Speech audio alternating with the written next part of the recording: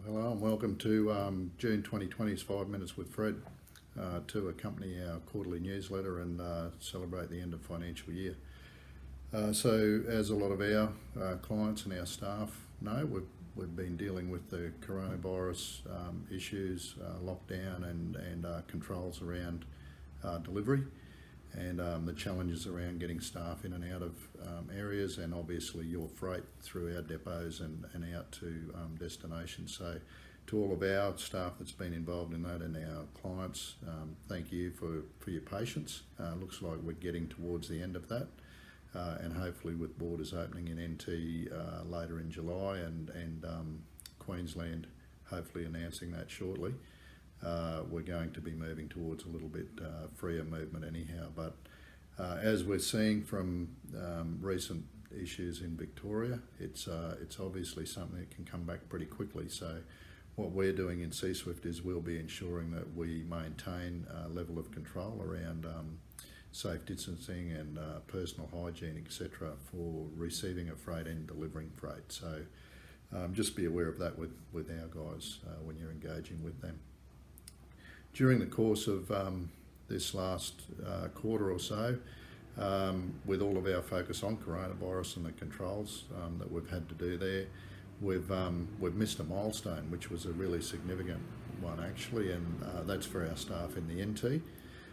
So the team up there have basically passed a 2-year lost time injury free milestone, which is a phenomenal effort, and really evidence of the work that they've been doing, the very good work in a proactive way of getting in and assessing tasks and jobs and risk assessments, and then ensuring that their mates are being looked after and not putting themselves in harm's way. So it's a great achievement.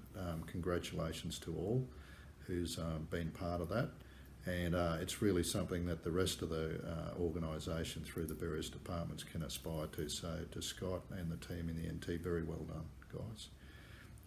Also during the last quarter or two, we've managed to push ahead with our Depots in Communities initiative, and that is to establish agents in Meningreta through Dookarji Lodge, I should say, and in Gallawinku through Arnhem Electrical. So to those guys, thanks for coming on board and assisting us, and for our team and our customers, if you need extra services in that area, don't be afraid to shout out, and we'll obviously do what we can for you. During coronavirus, we've also been invited on to the National Indigenous Australians Alliance, which is the NIAA for short, to really ensure that we work very closely and hand in hand with wholesalers and retailers to ensure that all the remote communities across the north that we service continue to be serviced, and ensure that shelves stay full where they can. There were a few challenges early on with wholesalers getting stuff through to the likes of Alpa and CEQ, but they were addressed pretty quickly through that alliance, and we ensured that we played our part as they did as retailers. We played our part as suppliers to ensure that the service was provided, and cargo managed to flow through and get onto shelves to keep everybody at least fed and clothed, etc., through those stores in remote communities. So to all the people on that alliance, thanks for the work that you've done. There was a lot done in the background to make sure that continued, and I think that's put us in a pretty good stead going forward. For our staff, thanks very much for your efforts throughout what has been a very challenging financial year. We've not only had a transaction that was brokered by QIC that landed us very firmly in what is the Global Infrastructure Fund, but it's an arm's length arrangement through QIC. We are not Queensland government owned, and some would like to profess. We sit firmly in that infrastructure facility, and our owners are actually superannuation unit holders. So QIC brokered that deal, but we don't have a shareholding minister as other government agencies or NGOs might have. We have superannuation unit holders, and that's the way the company's been set up to benefit superannuation funds and investors.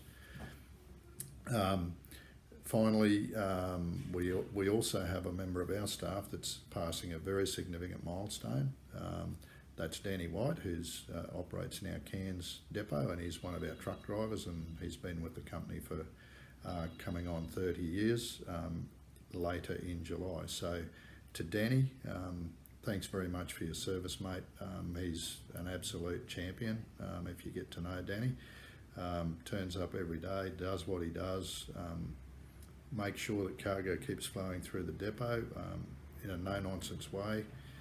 Just a really decent old school sort of a guy. So Danny, thanks very much for your service, mate. You've seen a lot of change over the years, and hopefully you get to retire with us. So 30 years service to Danny, very well done. So give him a bit of recognition when you see him, either as a customer or one of our employees. Finally, I'll finish on an interesting stat. So as people who know the company quite well would know, we have a lot of Indigenous staff throughout the organisation, and although we've grown, we've still tried to maintain those numbers where we can. And we have about 16% of our staff of over 400 are Indigenous employees, predominantly around a lot of the remote areas. And more interestingly, for people that have got more than 10 years service with the company, that actually goes up to about 28% of those people are Indigenous employees. So we don't just embark in training programs or employment programs for training or employment's sake.